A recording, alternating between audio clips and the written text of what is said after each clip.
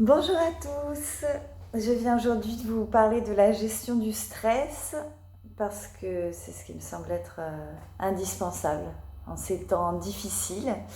Nous vivons une période extrêmement particulière, inédite, on n'entend que ce mot, inouï, non vu depuis un siècle. Cela génère énormément de stress, quel que soit le type de stress, la peur d'attraper la maladie, l'incertitude, le doute, le stress financier, l'impact économique que cela peut avoir, également le stress trop de travail chez les soignants. J'ai quelques soignants dans ma patientèle auxquels je pense très fort, ou au contraire pas assez de travail, voire plus de travail, ce confinement difficile, l'isolement évidemment, tout ça génère énormément de stress. Que fait le stress ? Le stress active l'axe cortico-surrénalien. Il fait monter le cortisol, tout simplement. Ceux qui ont l'habitude de me voir, je leur parle souvent du cortisol, qui est l'hormone du stress. Et voilà comment ça se passe. Je vous ai fait un petit schéma sublime, vous voyez, d'une extrême complexité avec mes qualités incroyables de dessinatrice. Voilà le cortisol, voilà comment ça se passe. Phase d'alarme, c'est-à-dire au tout début. Ou alors on a un stress aigu, un danger qui nous arrive, un danger immédiat, le cortisol monte en flèche. C'est indispensable, c'est notre réaction de survie. C'est tout à fait normal. Hop, grosse montée du cortisol. Si ce stress se prolonge, 15 jours, 3 semaines, ça y est, on y est là, on est tous sur ce plateau-là. On est en résistance. Malheureusement, si cette phase dure trop longtemps, notre surrénale, qui est juste au-dessus de notre rein, celle qui sécrète le cortisol, va s'épuiser. À ce moment-là, on va avoir une chute du cortisol. Ça s'appelle de l'épuisement, de la dépression, un burn-out, plein de choses différentes. Tout simplement parce que ce cortisol, nous allons le revoir plus loin, la chute de ce cortisol entraîne également une chute des autres neurotransmetteurs indispensables dans le bien-être. Voilà. Donc le but, c'est de faire redescendre tout doucement ce cortisol avec des outils de gestion du stress et de ne pas attendre l'épuisement et l'effondrement d'un coup de ce cortisol. On va évidemment parler du lien intestin-cerveau, indispensable. Ça fait très longtemps que ni moi ni Émilie, nous vous avions parlé du microbiote. Ce lien est connu de plus en plus. Sans un bon microbiote, on ne pourra pas réagir correctement, tout simplement parce qu'un microbiote sain donne les bonnes informations au cerveau. Ça ne veut pas dire que cette période n'est pas difficile, ça ne veut pas dire que vous n'avez pas de stress. Un microbiote sain va dire au cerveau, oui, il y a des problèmes, il y en a plein, c'est compliqué, mais on va les gérer.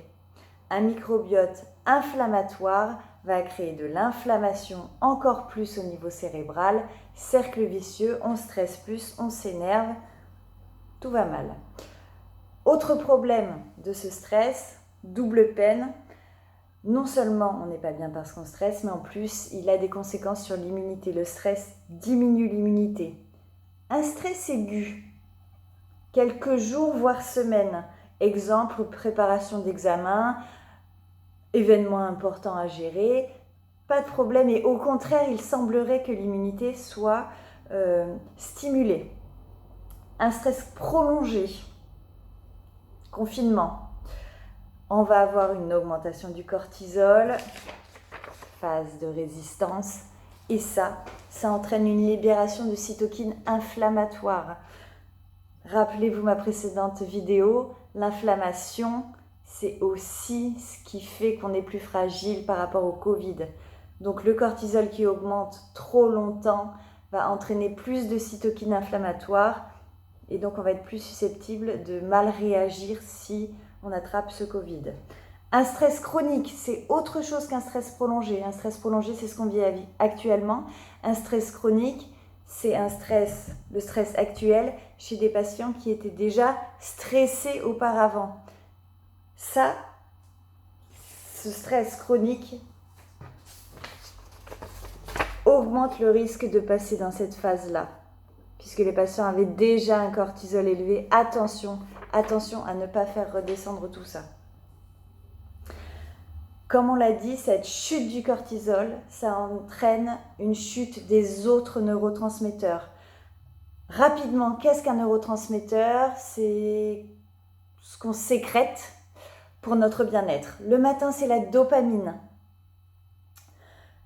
Comme son nom l'indique, c'est celle qui nous dope, qui nous donne le projet, l'entrain, l'envie. Fin d'après-midi, fin d'après-midi, on a la sérotonine, l'hormone du bien-être, celle qui permet de prendre du recul. Et enfin, plus tard, nous avons la mélatonine. Quand le cortisol chute, ces trois-là chutent. Qu'est-ce que ça entraîne? Ça entraîne la chute de la dopamine, on a moins envie, on est moins bien. La chute de la sérotonine, plus d'impatience. Un manque de recul, plus d'agressivité. Et malheureusement, les troubles du comportement dont on entend de plus en plus parler.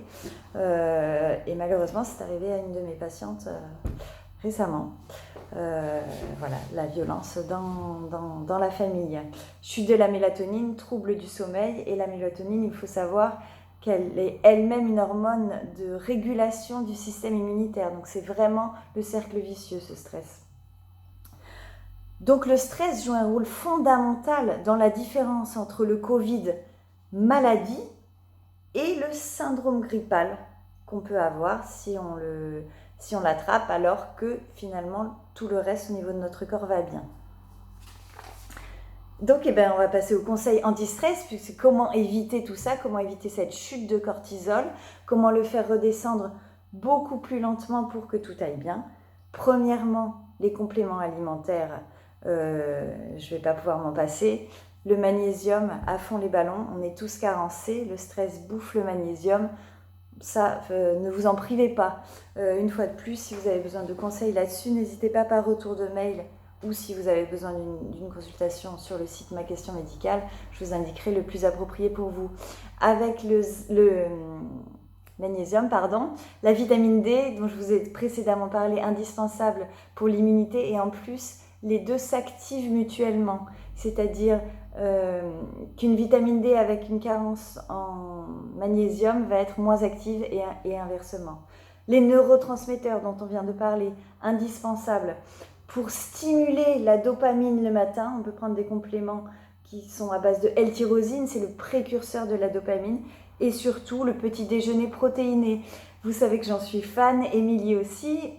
Petit rappel pour ceux il y en a qui commencent à la connaître, c'est ma collègue et belle-sœur qui fait désormais des consultations de nutrition et micronutrition, qui elle comme moi vous incitera à ce petit déjeuner protéiné qui donne la patate. Et dans ce cadre-là où on a besoin de stimuler sa dopamine, essayez-le, il est indispensable, il va stimuler la dopamine et vous entraîner plein de bienfaits. Le soir, le L-tryptophane qui est le précurseur de la sérotonine et de la mélatonine, ou même tout simplement de la mélatonine. Pourquoi? Parce qu'en plus, on commence tous à être de plus en plus décalés. Avec les horaires qui changent, on se couche de plus en plus tard. Il faut savoir que le vrai sommeil réparateur et ce qui stimule nos bons neurotransmetteurs, c'est le sommeil lent profond avant minuit. On commence, nous, même à la maison, pourtant on essaye d'avoir des règles strictes, on se couche quand même de plus en plus tard, on se lève de plus en plus tard malgré les devoirs, le travail, etc. Un petit coup de dopamine, soit vraiment pour s'endormir, soit pour restimuler tout ça, de mélatonine, je ne sais plus ce que j'ai dit. La mélatonine le soir, ça me semble indispensable en ce moment pour ceux qui commencent à être un petit peu décalés. Évidemment, des conseils de base de neuronutrition, je dirais. À ce moment-là, ce sera plutôt avec Émilie qu'il faudra prendre rendez-vous. Justement, quels sont les aliments qui vont plus stimuler la dopamine, qui vont plus relaxer en stimulant la sérotonine et surtout qui ne vont pas agresser le cerveau en cette période où nous sommes déjà très stressés. Évidemment que je vais vous parler de probiotiques, comment faire autrement. On l'a dit, l'axe intestin-cerveau indispensable, donc il faut un bon microbiote. Il y a des probiotiques généralistes, il y en a aussi des plus spécifiques pour lutter contre le stress. Certaines souches ont montré un effet anti-stress chez l'homme, mais enfin si vous prenez des probiotiques déjà généralistes, ce sera super. Les plantes, la phytothérapie, la rhodiole, qui est une plante adaptogène qui permet de diminuer le cortisol, le safran qui va agir lui en fin de journée sur la sérotonine, sur le sommeil, l'aubépine quand on a un stress qui se manifeste avec des palpitations, la passiflore ou la valériane quand le stress va plutôt entraîner des troubles du sommeil. Et enfin, et c'est presque le plus important, je dis presque, parce que tout ce qui est nutrition et micronutrition, c'est quand même vraiment indispensable, les approches issues des neurosciences. La respiration abdominale, tout simplement. Je m'éloigne un peu pour vous montrer, très très simple. On inspire en gonflant le ventre.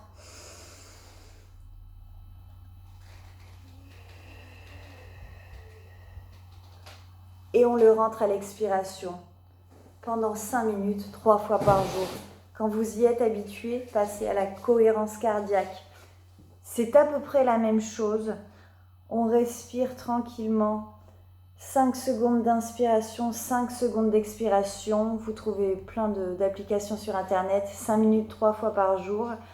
C'est juste formidable. Je me suis mise moi-même il n'y a pas longtemps. C'est vraiment un cadeau à vous, à faire à vos enfants, à faire à votre famille, à faire aux soignants que vous connaissez qui en ont vraiment besoin en ce moment. Ça détend et ça remet les pendules à l'heure. En le faisant 3 fois par jour, remet les pendules à l'heure. Pourquoi? Parce que justement, ça refait sécréter les neurotransmetteurs dont on a parlé initialement. Et en plus, au bout de 3 semaines, alors il faut tenir les 3 fois par jour, les 5 minutes 3 fois par jour pendant 3 semaines, il faut savoir que ça active aussi l'immunité et que ça fait diminuer le cortisol. Donc en plus, rôle sur l'immunité. Ensuite, il y a tout ce qui est relaxation, le yoga. Je vous en parlerai moins, tout simplement parce que je connais moins, mais je sais que c'est merveilleux. Donc ceux qui le font, continuez. Ceux qui ne le font pas encore, vous pouvez vous y mettre. Petit aparté, même si ce n'est pas faisable actuellement, Émilie, dont je vous ai parlé, que vous connaissez pour certains, pratique des cours de yoga pour enfants. Pas faisable en ce moment parce que c'est par groupe de 5-6. Sachez que je pense qu'après le 11 mai, certains enfants en auront besoin. C'est formidable non seulement pour la posture, pour travailler les muscles internes, mais pour le calme et les quelques séances qu'elle a pu faire avant le confinement, on n'a eu que des retours formidables. La photothérapie, certains de mes patients la connaissent bien, la LED, ça fait circuler au niveau cérébral, ça détend, ça aide au sommeil. J'ai eu que des bons retours me semble-t-il. Ceux qui l'ont essayé et pour qui ça n'a pas marché, dites-le moi. Dites-moi si je me trompe, mais il me semble que c'est juste formidable. Et sachez que c'est ouvert au cabinet en ce moment. Nous avons à nouveau l'autorisation depuis 15 jours de pratiquer des actes non urgents, justement pour pratiquer tout type d'actes d'ailleurs maintenant, tout simplement pour ne pas attendre que les gens soient moins bien et soient dans l'urgence. Et enfin, je vais vous parler de l'hypnothérapie, j'en parle quand même si ce n'est pas tout à fait le sujet, tout simplement parce que l'hypnothérapie ne va pas traiter le stress aigu, mais des choses plus profondes. Donc c'est plutôt pour les patients dont on a parlé tout à l'heure, qui étaient déjà stressés, qui avaient déjà de ce type de problème avant le confinement. Voilà, et on propose des séances au cabinet désormais, ce qui n'était pas le cas avant, puisque je suis maintenant formée là-dessus. Voilà, j'espère vous aider. Vous savez que moi, comme Émilie, nous sommes là. Émilie pour la nutrition, la micronutrition, moi pour tout le reste, soit en visio, soit en téléphone, soit le cabinet est évidemment ouvert. Je peux aussi répondre tout simplement par retour de mail à toutes vos questions. Et je vous dis à très bientôt, j'espère que vous allez bien, donnez-moi de vos nouvelles.